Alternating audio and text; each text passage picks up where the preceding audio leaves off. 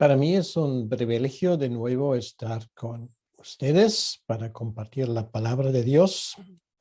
Y hoy nos toca un pasaje muy interesante, como siempre, que será el final del capítulo 5 de Romanos. El título de este mensaje es El milagro de la gracia divina. Llevamos ya muchas semanas estudiando la palabra de Dios tal y como el Señor nos la revela en la epístola a los Romanos. Sabemos que Romanos es una epístola donde Pablo expone de una forma muy sistemática, muy coherente y muy lógica lo que es el Evangelio. De hecho, es la única epístola del Nuevo Testamento donde Pablo expone de esa manera lo que es el Evangelio que él predica. Y hoy vamos a fijarnos en un contraste muy interesante. Es el contraste entre Adán y Jesucristo. Bueno, lo de los contrastes es un tema bastante interesante. Seguramente en algún momento han cogido fotos antiguas, por ejemplo, de sus padres o de sus abuelos, para comparar o contrastar la época donde ellos vivieron con la época donde nos toca a vivir hoy. Y hay muchas diferencias. Hay muchas cosas que han cambiado de una forma realmente llamativa. Por ejemplo, a veces esas fotos antiguas nos parecen tan idílicos, tan entrañables. Y nos olvidamos muchas veces que la vida para nuestros antepasados, para nuestros abuelos, por ejemplo, sin ir más lejos, eran tiempos difíciles. Por ejemplo, cuando veo fotos de mis abuelos, me ocurre lo mismo. Por ejemplo, fotos de su boda o fotos como criaron a mi madre, pues parecen tan entrañables, tan idílicos de otro tiempo, casi de otro mundo. Y sin embargo, es muy fácil olvidar que, por ejemplo, en el caso de mis padres, pero de mis abuelos, ellos vivieron 2 guerras mundiales. Perdieron en esas guerras familiares. Ellos tenían que trabajar los sábados. No tenían vacaciones nunca. No tenían ordenadores, no tenían teléfonos móviles. A veces ni siquiera tenían un trozo de pan para llevárselo a la boca. Y sin embargo, en esas fotos parecen felices. Bueno, esto nos habla de contrastes, ¿vale? De ver aquello y compararlo con lo que tenemos ahora. Aquí Pablo, como ya acabo de decir, en este pasaje nos habla de un contraste como más fuerte y más tremendo no puede ser. Es el contraste entre Adán, que era nuestro antepasado, y Jesucristo, que es nuestro Salvador. Y entender este contraste, entender esas diferencias, forma parte de un ejercicio fundamental en la vida cristiana. Tenemos que entender cómo fueron aquellos tiempos, qué es lo que rodeó a Adán, para entender mejor la redención que ahora tenemos en Cristo. Y es un contraste tan tremendo como no podía dar otro título a esa exposición que eso de el milagro de la gracia divina.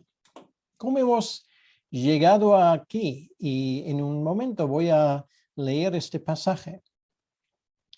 Pues en el contexto, Pablo habla de las características de la fe de Abraham. Abraham creyó en contra de todo lo que era razonable. Él confió en las promesas de Dios. Cuando Dios le dijo, sal de tu ciudad, de tu parentela y vete a un país que yo te mostraré, él le obedeció, no puso condiciones. nada por el estilo. Abraham llegó al punto también de darse cuenta de que Dios le declaró justo simplemente porque tenía confianza en las promesas divinas. Y Pablo aplica esto también a nuestra vida. También fuimos declarados justos por los méritos de Cristo y esto nos da paz con Dios. Esto fue el tema del último mensaje.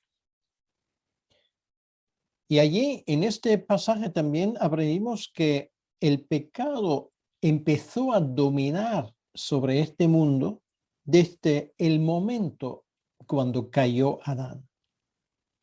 A partir de ese momento, el mundo ya no era lo que parecía. Se había convertido en un mundo hostil. Ya no era el paraíso que fue creado en su momento. El pecado ahora empezó a reinar en cada rincón.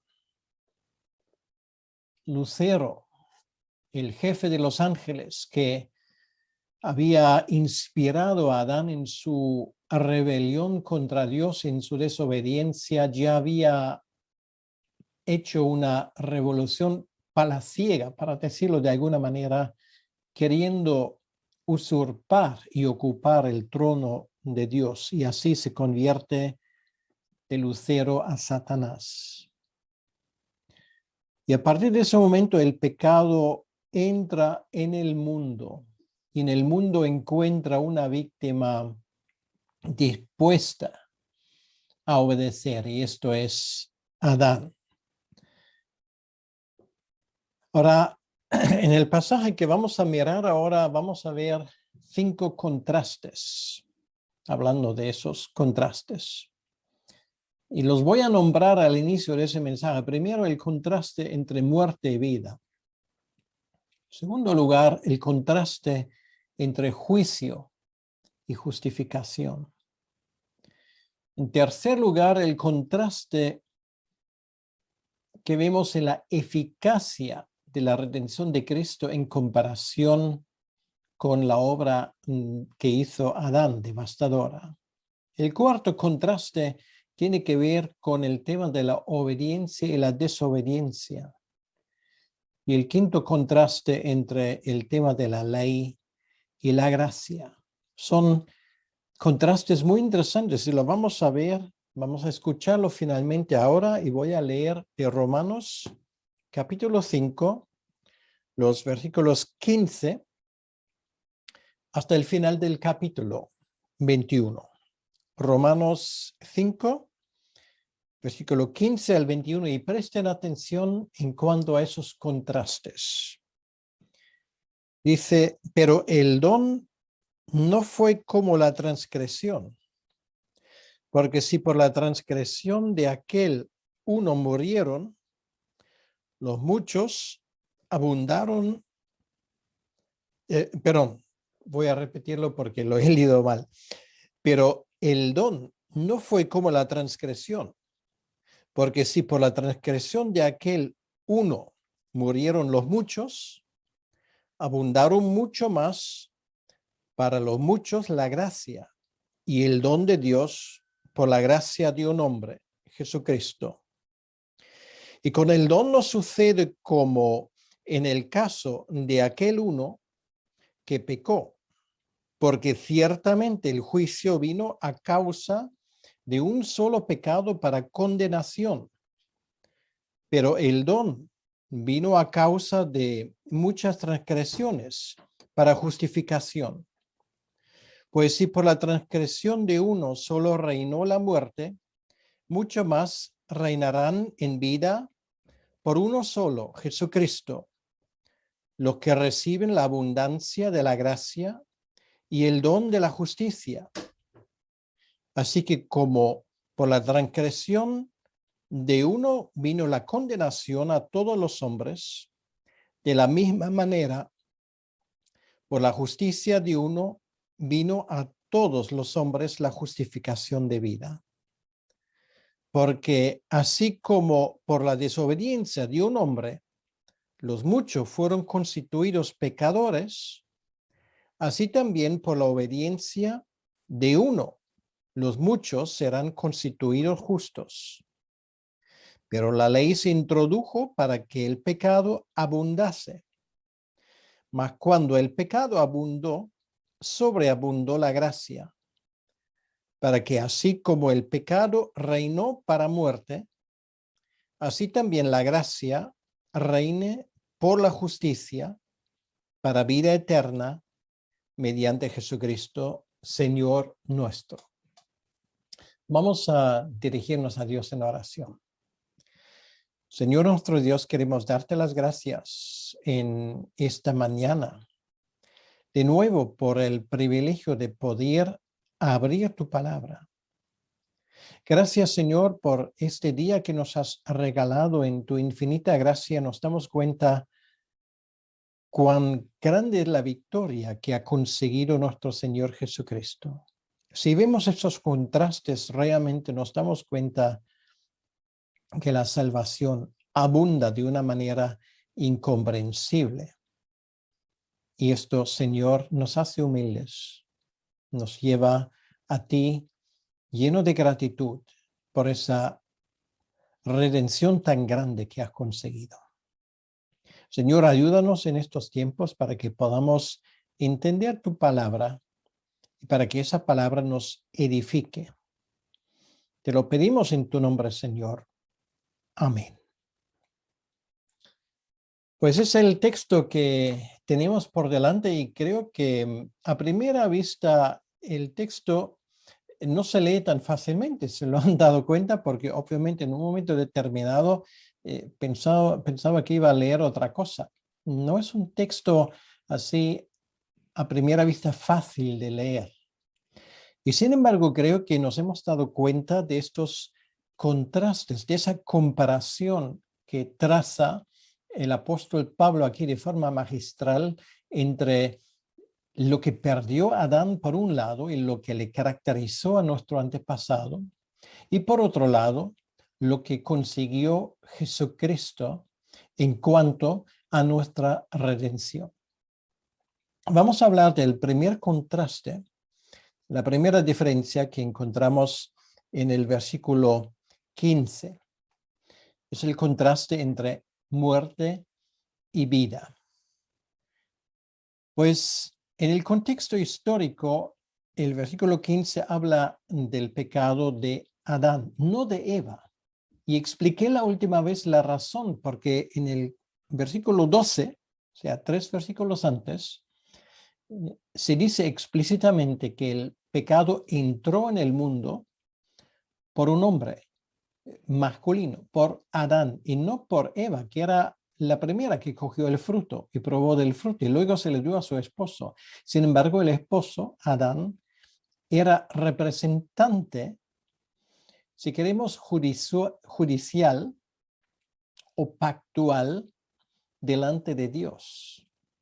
Y por lo tanto es cuando él desobedece que realmente ese pacto de obras, que era el pacto característico en el paraíso, o sea, Dios dio una serie de mandamientos y una prohibición, precisamente no comer del árbol de la ciencia del bien y del mal. Cuando esto se rompió por el acto de Adán, siendo nuestro representante, entonces realmente todo empezó a torcerse.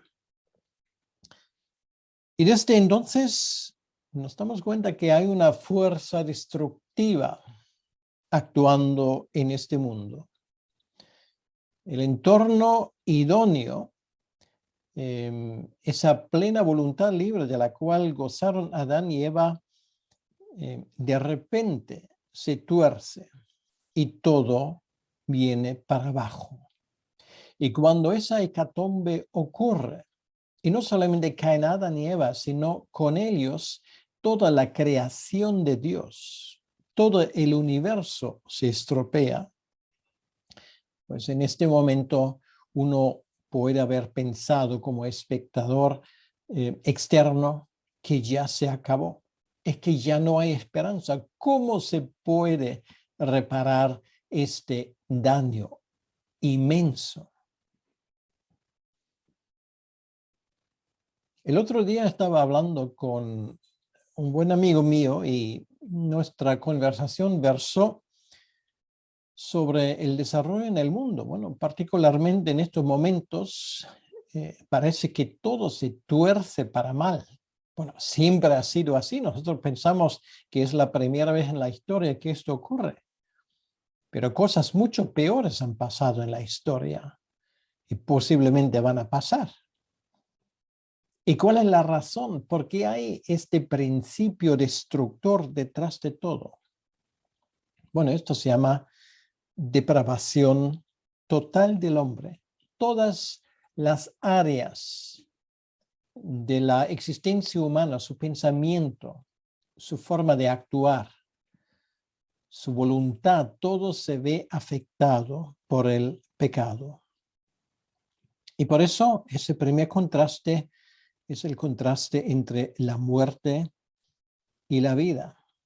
Ahora, ¿qué es el pecado que nos trajo la muerte? Pecado literalmente significa errar el blanco, porque la meta de la vida humana, nuestra meta como seres humanos, es la gloria de Dios. Y si no damos la gloria a Dios, por ejemplo, desobedeciendo como lo hizo Adán, entonces esto es lo que la Biblia llama pecado. Hemos errado la meta. Es nuestra inclinación de hacer lo malo y nuestra incapacidad de hacer lo bueno que nos caracteriza ahora. Incluso en nuestros mejores momentos, nuestras acciones están irremediablemente marcadas por el pecado. Las obras más buenas del hombre pueden ser profundamente inspiradas por su egoísmo. El pecado afecta no solamente a todas las áreas de la vida humana, sino afecta a todo el mundo sin excepción. No solamente a los seres humanos, sino también a los animales, también a las plantas que mueren, también a todo el universo. En cuando salgamos de esta tierra que parece realmente una piedra preciosa contra un trasfondo negro, no hay vida. Todo está caracterizado por un ambiente hostil y esto es la razón porque en cuanto sales de la tierra tienes que protegerte contra rayos nocivos, contra la falta de oxígeno, contra temperaturas realmente bestiales. Pues esto es consecuencia del pecado. Todo el mundo y todo el universo ahora es considerado culpable y muere por el pecado de Adán. Y encima de todo esto, si esto no fuera todo, si esto fuera poco, encima todo el mundo ahora tiene una tendencia hacia el pecado. Y ahora, una cosa muy importante que tenemos que constatar: los pecados son consecuencia de nuestra inclinación hacia el mal. No somos pecadores porque pecamos, sino pecamos porque somos pecadores. Y esto es una verdad de la cual no podemos escapar. Entonces, en consecuencia, todo el mundo, sin excepción, va camino a la condenación, a menos, y esto es la buena noticia, nadie tiene que condenarse. Ahora, ante ese cuadro alguien va a decir, ¿y cómo es posible? Acabas de decir que todos somos irremediablemente condenados a morir por el pecado. que todo el universo fue afectado por el pecado, que todo el ser humano y cada rincón de su vida fue afectado por el pecado. Entonces, ¿cómo es esto de no tenemos que condenarnos? Y la respuesta es que cuando Jesucristo muere en la cruz, su redención nos salva. Salva a todos los del Antiguo Testamento que murieron con esa esperanza en el Mesías que iba a venir y en las promesas que Dios había dado. Y muere por aquellos que creyeron en ese momento y los que iban a creer en el futuro. Y además esa salvación que tenemos en Cristo es una salvación que no se puede perder. Aquí, si leemos el versículo, dice, pero el don no fue como la transgresión, porque si por la transgresión de aquel uno, que es Adán, murieron los muchos, abundaron mucho más para los muchos la gracia y el don de Dios por la gracia de un hombre, Jesucristo. Me quiero centrar aquí en la palabra abundar. Hay una gran equivocación si pensamos de lo que Adán perdió, eso Cristo lo recuperó. Y no es así. Lo que Adán perdió, Cristo lo recuperó, eso sí, pero recuperó mucho más encima. En otras palabras, la redención que ahora tenemos en Cristo es mucho mayor que si Adán no hubiese pecado. Quiere decir, estamos los redimidos ahora en una mejor situación que Adán jamás hubiese estado. Esto significa redención. No es que se vuelve a restablecer lo que había anteriormente, no. Es mucho mejor. Es mucho más grande esa redención. Por eso la palabra abundar. Lo digo de nuevo, el pecador arrepentido recibe mucho más en Cristo de lo que había perdido Adán sin Cristo. Recuperamos la vida eterna, eso sí. Pero esta vez además de una forma que no se puede perder más, porque nuestra redención está anclada en la promesa divina. Y esto es algo que jamás vamos a poder perder. La ofrenda por los pecados, que era la quinta ofrenda del libro de Levítico, restituye el daño, pero además da una compensación por encima del precio. Y esto es algo que Cristo lo hizo solamente no de un 20%, como se establece la ley de Moisés, sino de forma sobreabundante, que es mucho mayor. Bueno, esto fue el primer contraste, ese contraste entre la muerte y la vida. El segundo contraste, de esto se habla en el versículo 16, es el contraste entre el juicio por un lado y la justificación por otro lado. Dice aquí, con el don no sucede como en el caso de aquel uno, que es Adán, que pecó. Porque ciertamente el juicio vino a causa de un solo pecado, para condenación. Pero el don vino a causa de muchas transgresiones para justificación. Vamos a recapacitar. El pecado de Adán nos pone a todos bajo el juicio divino. Y el resultado es la condenación. Es que no tenemos escapatoria. Al pecado de Adán nosotros añadimos nuestros pecados individuales y personales. Quiere decir que de Adán hemos heredado la inclinación hacia el mal.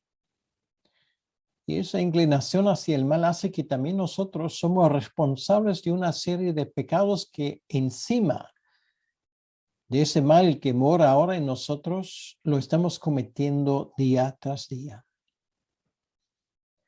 El resultado es terrible. Vamos a verlo una vez más.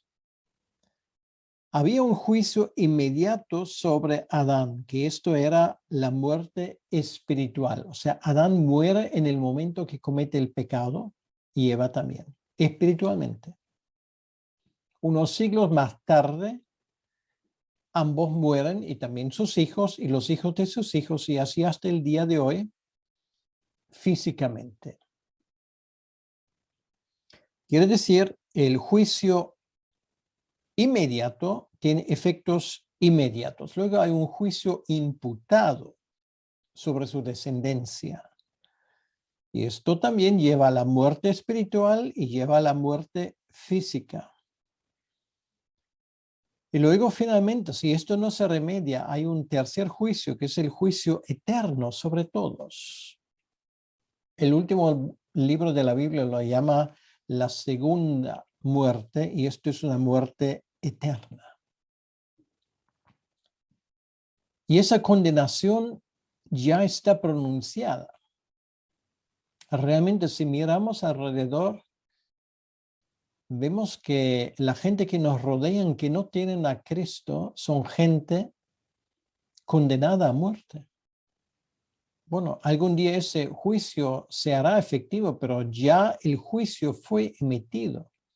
Están ya bajo condenación y van a morir por el pecado de Adán imputado a su vida, pero también por sus propios pecados. Si no hay remedio. Podemos, por lo tanto, comparar la vida de tanta gente que nos rodea con gente que están literalmente en el pasillo de muerte. Algunos no lo saben, otros tienen la impresión como una premonición de algo les iba a venir encima, por eso temen a la muerte, porque saben que después de la muerte el juicio.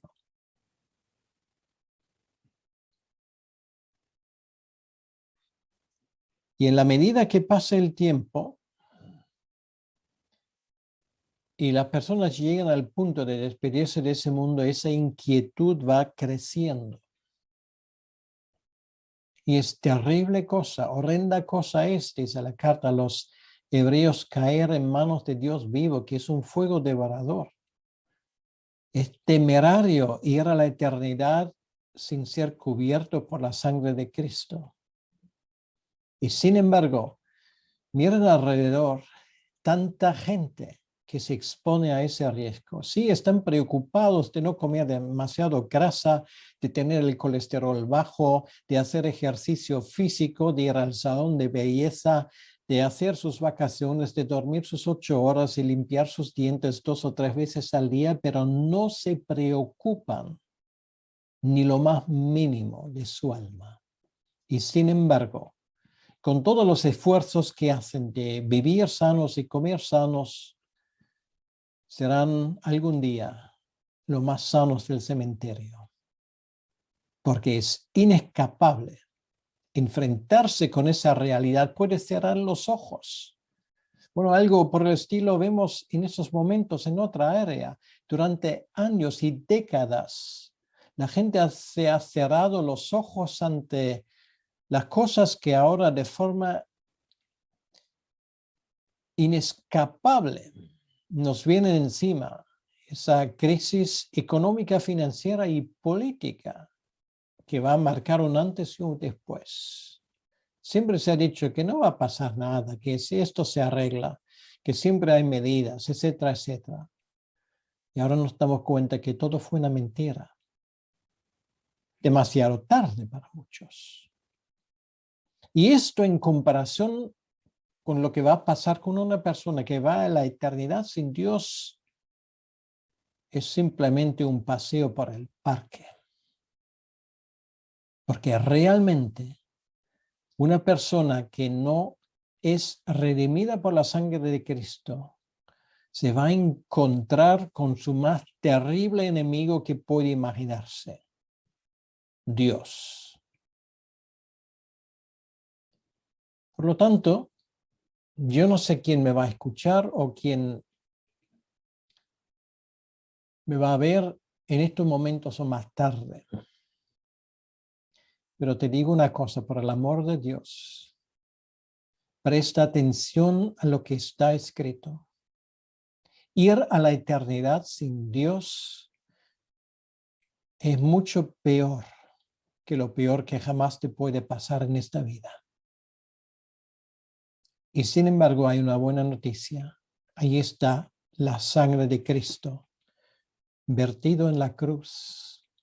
Y yo te imploro, por el amor de Cristo, déjate reconciliar con tu Dios.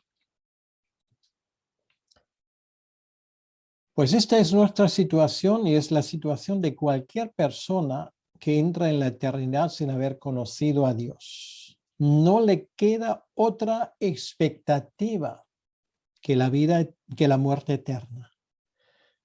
Es un panorama terrible. Pero como acaba de decir, no es necesario que la vida de una persona termine de esta manera. Cabe la posibilidad que en vez de juicio y condenación, tengas el privilegio de una libre absolución de todos los cargos. Es posible ser declarado justo. En la cruz, Dios no solamente quita la maldición por el pecado de Adán, sino también todas y cada uno de nuestros propios pecados. Es Cristo que nos trae el don y el regalo de forma gratuita. No lo merecemos, ni podemos comprarlo, ni podemos hacer nada para merecerlo. Y en el momento cuando tú dices, Señor, me rindo delante de ti y por fe confío en esa obra de Jesucristo, que Él pagó el precio de mi pecado en aquella cruz y vertió su sangre por mis pecados, recibo la justificación inmediata, que es imputada, quiere decir puesto en la cuenta de mi vida. Y no solamente me quedo en el balance cero, sino además en cada momento me ingresa un saldo positivo. Esto es la redención y esto es la vida eterna. Por lo tanto, ese segundo contraste va entre el juicio y la justificación. Y vamos al tercer contraste en el versículo 17. Esto, en cuanto a su eficacia, dice, pues sí, por la transgresión de uno solo reinó la muerte, mucho más reinarán en vida por uno solo, Jesucristo, los que reciben la abundancia de la gracia y del don de justicia. El pecado se hereda, pero la gracia no se hereda, sino se obtiene de forma individual mediante la fe. No ocurre de forma automática, hay que recibirla. La enfermedad, y esto, por ejemplo, nos lo enseña el profeta Ageo, no solamente él, la enfermedad se contagia, pero la salud no se contagia. Es fácil matar, pero es imposible devolver a alguien la vida una vez matado. Y Jesucristo lo demuestra tal y como el versículo aquí nos dice. Él demuestra que es Señor sobre la vida y sobre la muerte. Resucita a una niña de 12 años. Resucita a Lázaro. Resucita al hijo del centurión. Se abre la tumba cuando él vuelve a la vida y se abren muchas tumbas de santos que luego se dirigen hacia la ciudad y son vistos por mucha gente. Él triunfa sobre la muerte. La muerte de Jesucristo son como agua y aceite. Pero esa abundancia de vida hay que recibirla. No hay que merecerla, sino hay que recibirla. Bueno, hay un programa televisivo que no sé si aún lo ponen, pero en su momento era muy popular. ¿Quién quiere ser millonario? Pues, ¿te gustaría ser millonario? Bueno, en este programa pues tenía que responder a una serie de preguntas cada vez más difíciles y al final, si eras increíblemente inteligente, pues ya te podrías contar con el millón.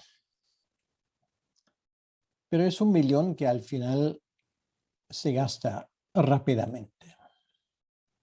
Y si te preguntara en este momento, ¿te gustaría tener vida eterna? Levanta la mano. Y cree que todas las manos irían hacia arriba. Y ¿a quién no le gustaría tener la vida eterna? Ahora, algunos a los que hablo en este momento ya la tienen. Les ha tocado el gordo, para decirlo así, pero mucho más. Les ha tocado de forma inmerecida por la gracia divina, algo que jamás pudiesen soñar.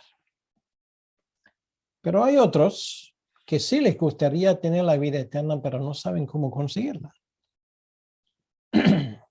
Lee el Evangelio, escucha lo que te predicamos. No hay otro camino y puedes tener la vida eterna en este mismo momento.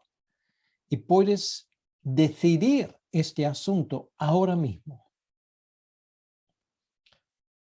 La Biblia dice que de tal manera amó Dios al mundo que dio a su Hijo unigénito para que todos los que en Él confían tengan vida eterna.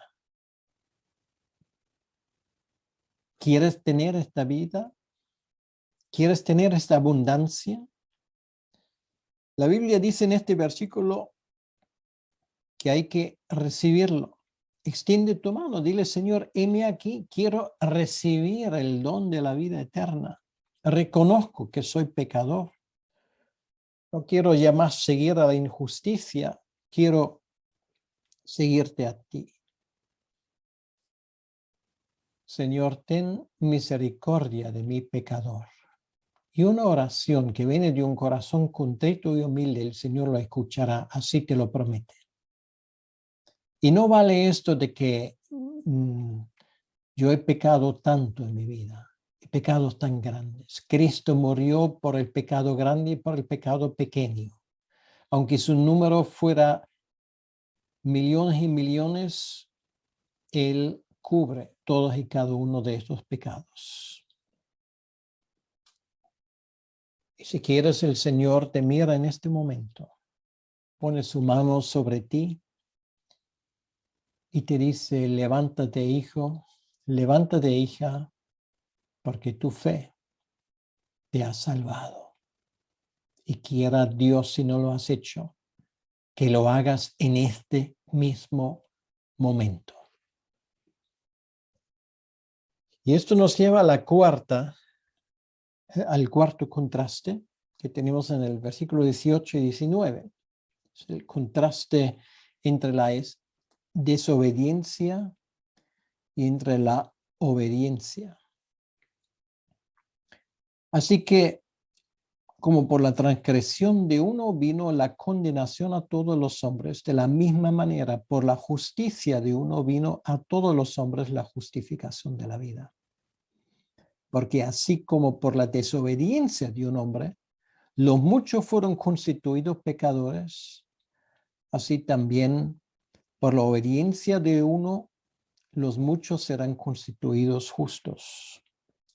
Adán pecó, comió del fruto, y esto nos convirtió, queramos o no, a todos en sus herederos del reino de la muerte. El pecado, la injusticia se convierte en nuestra forma de vida habitual a partir de ese momento. Y el mundo se hunde cada vez un poco más en la miseria. Pero vino Cristo, obedece perfectamente a la ley. Él dijo, ¿quién de vosotros me puede reprochar de un solo pecado? Y allí queda el testimonio de Pilato que dijo, no encuentro culpa en él. ¿Qué te parece lo del centurión romano? Verdaderamente este es el Hijo de Dios. Queda muy claro por los textos sagrados que el inocente muere por los pecadores. Y se lleva a cabo este gran intercambio, nuestra culpa. El libro de nuestras transgresiones, Él lo lleva sobre sus hombros. Y Él a cambio no solamente me quita el pecado que ha cambiado todo, sino me viste con su manto de justicia. Si antes iba de negro, ahora voy de blanco. Y esto es lo que consiguió la obediencia de nuestro representante Jesucristo. Y esto nos lleva al quinto contraste entre la ley y la gracia en los últimos dos versículos. Pero la ley se introdujo para que el pecado abundase. Mas cuando el pecado abundó, sobreabundó la gracia. Para que así como el pecado reinó para muerte, así también la gracia reine por la justicia para vida eterna, mediante Jesucristo, Señor nuestro. ¿Para qué sirve la ley? La ley sirve para demostrar la seriedad del acto de Adán.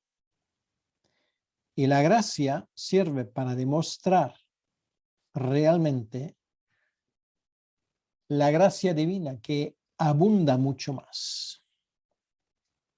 La revelación de la ley no cambia el tema del pecado, solamente lo hace visible, lo hace más evidente.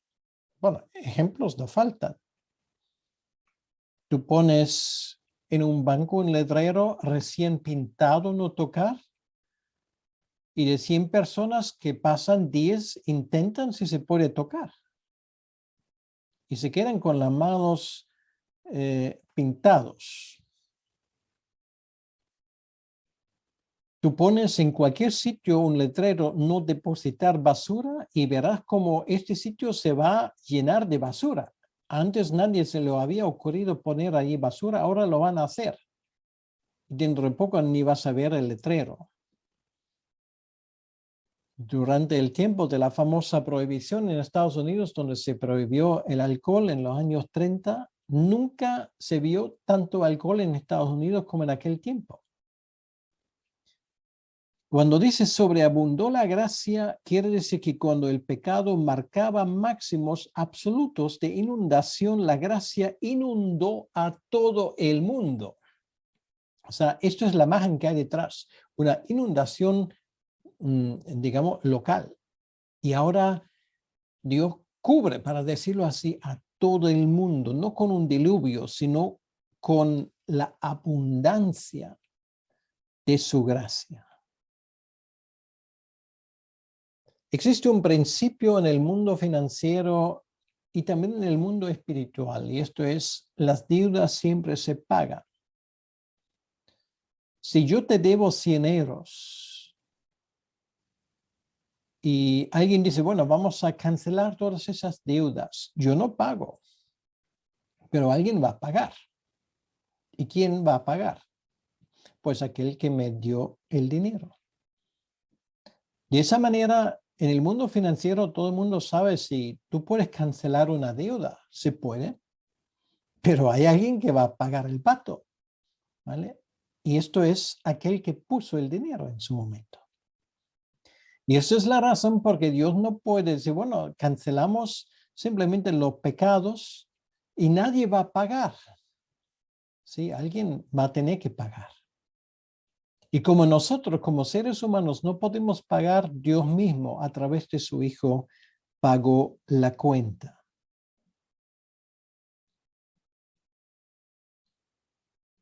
Jesucristo lo hizo en la cruz. Para eso vino Jesucristo, para pagar mi deuda. Y cuando tú y yo entramos en el cielo, no tenemos que entrar con la cabeza baja, sino podemos entrar sabiendo que entramos con todo el derecho, no por nosotros, sino porque Cristo pagó mi entrada. Mi gratitud fluye hacia Él. Y esto lo tenemos incluido. Y así, mis queridos hermanos, termina el capítulo 5. Un capítulo magnífico que empieza con la paz con Dios y termina con la gracia divina y la vida eterna. Qué magnífico plan eterno de Dios. Me consigue la vida eterna sin posibilidad de fallar. ¿Qué te parece? Y cuando nos vayamos de este mundo, nos iremos sabiendo que abriremos nuestros ojos en un mundo mucho mejor, perfecto, en un entorno que ya no tiene nada que ver con este valle de lágrimas que aquí nos rodea. Esto es la esperanza para esa gente. Sí, vamos a ir a tiempos muy difíciles, tiempos que tal vez nuestros padres y nuestros abuelos han conocido, y me temo que esta vez será peor aún. Pero sabemos una cosa, a nosotros, la vida eterna, nadie nos puede robar. Y es una excelente oportunidad para proclamar este evangelio, para que mucha gente aún pueda agarrarse a Cristo para encontrar la salvación, dándose cuenta que todo por lo cual han luchado aquí no les sirve para nada a la hora de presentarse delante de Dios. Y una vez más te digo, si nunca has venido, ven hoy, reconcíliate con Cristo, que Dios lo quiera así. Señor nuestro Dios, queremos darte las gracias por estos momentos de poder predicar tu palabra, de escucharla. Te pido, Señor, por todo lo que nos escuchan, que tú les hables, Señor, que tu Espíritu Santo hable a través de este mensaje.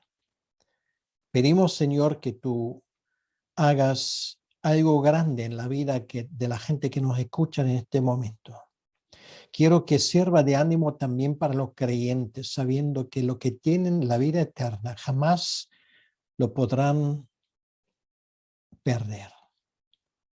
Te lo pedimos, Señor, en tu nombre, para tu honra y para tu gloria. Amén. Dios te bendiga.